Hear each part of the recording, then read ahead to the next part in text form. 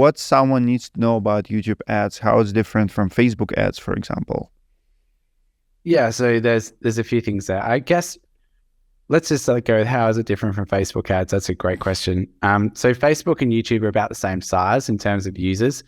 There's probably about a 5 or 10% difference in it, depending on which month you look at it, right? So they're similar size. The big difference is, though, only 8% of businesses at the moment are doing YouTube ads. How many? Whereas I think it's 8% in the US are doing YouTube advertising at the moment. Whereas on Facebook, I think it's like 80-something% of marketers are doing some form of Facebook ads. Why do you think is that? Is it because Facebook is easier, or like why so many advertise there and not so many in YouTube? Yeah, I think because obviously being able to just put an image ad up and a tiny little bit of content is a whole bunch different to creating a video ad, right? That's one reason.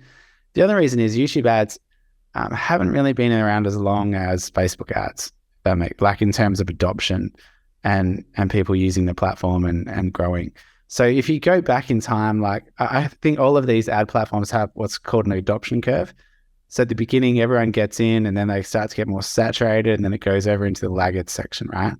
So when Facebook was new, I think they gave out like $75 when you first created your first ad account, you spent $75 or something like that. This is going back like a decade, right? Now, the cool thing is like with YouTube and Google ads at the moment, they're literally giving $500 worth of free ad credit when you create an account and connect it up and away you go with YouTube ads, right? So that's kind of the difference at the moment is people are just starting to get onto it. The other thing too is go back another decade before Facebook ads and it was all Google search ads, right? So everyone was doing Google search ads. They were super cheap. Everyone got in on it. The soup started to get super expensive. Everyone went to Facebook ads. And now they're going to YouTube ads. And, maybe another 5 to 10 years, it might be everyone moving more mainstream into TikTok ads. Who knows, right? So that's just the way the platforms work. So that's probably one big difference. The other difference is the targeting. So who you can target is really important. So on Facebook, for example, you can target with what we call genuine interest targeting. It's just that top layer. And this is where a lot of people go wrong is they take what's working on Facebook ad, they'll get on Facebook, they get like a salesy interruptive ad because you've got to get in front of people while they're scrolling and interrupt them. And then they bring that over onto YouTube and they take the targeting that was working on Facebook, they run YouTube ads and they're like, man, YouTube ads just don't work. And that's usually where people give up. Right? But the problem is they haven't really adopted the full targeting options of YouTube. And this is what we see like every day. And I'd say the big difference with YouTube is people come to YouTube for a different reason than they come to Facebook. So people are going to come to Facebook for, scroll through, they're burning time. You go to YouTube, you want to be entertained or educated in some way. And, you might even be searching for something because it's got search attached to it. And so it's a different intent. So what you want to do is if you're going to create an ad on YouTube, obviously it has to be video, but the actual ad, they work heaps better if you could actually help people in the ad, right? I think Frank Kern said it best. If you want to help people, actually help them. And the cool thing with a YouTube ad that actually adds value or helps people, you get a way better click to your website or to your offer or to whatever it is, right? So they're just a couple of the main differences. I think probably from there, it's about how you structure your ad. So once you've got that bit sorted out, the structure of the ad usually comes in about 4 parts. But the targeting, I'll come back to that later. The targeting, we have this thing called credit card out targeting. So how do you imagine if you could literally get to your clients right now when they had their credit card out ready to buy?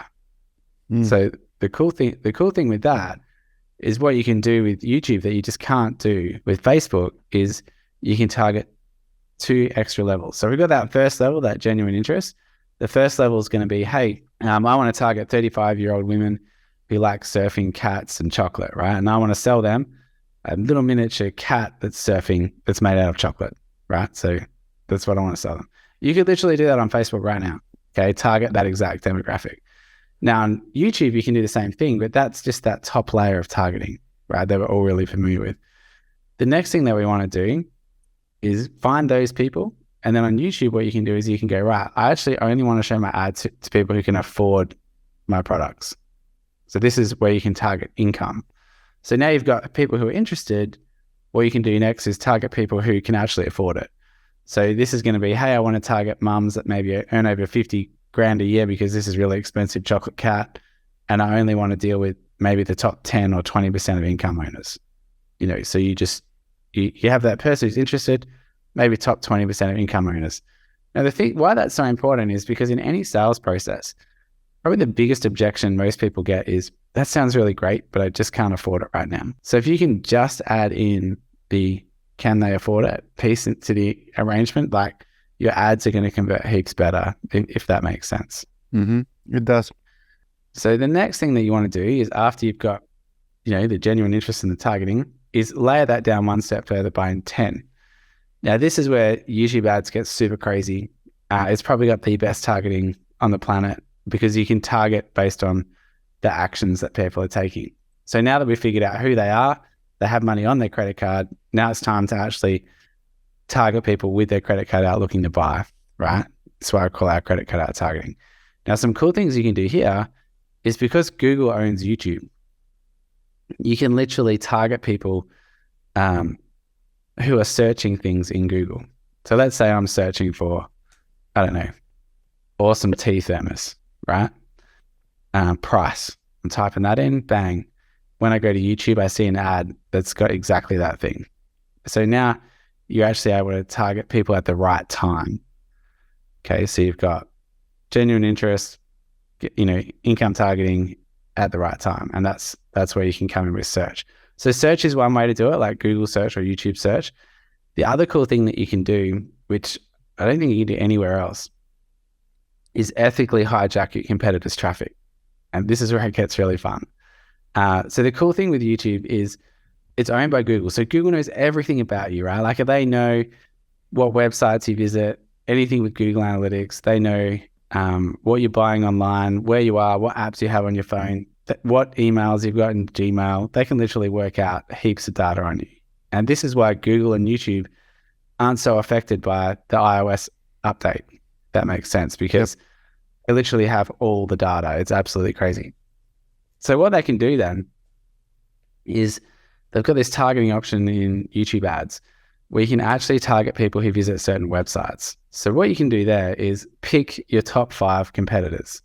If anyone goes to their website, you can then, when that person goes onto YouTube, show them your ad.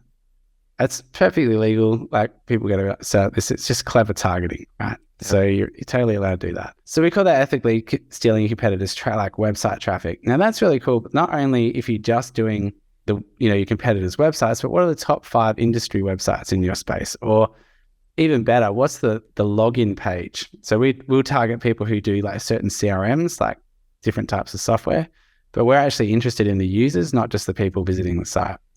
So what we can do is we can target people who log into softwares like ClickFunnels, HubSpot, Salesforce, because we know that there are, if you're logging into those CRMs, chances are you're probably a better quality business client for us. So that's sort of like a bit of a hack that you can do there. So, that's pretty cool. The other thing that you can do with targeting your competitors on YouTube that you can't do anywhere else is target any YouTube channel or any YouTube video. So pick the top 5 or 10 YouTube videos in your space, put your ad on them, okay?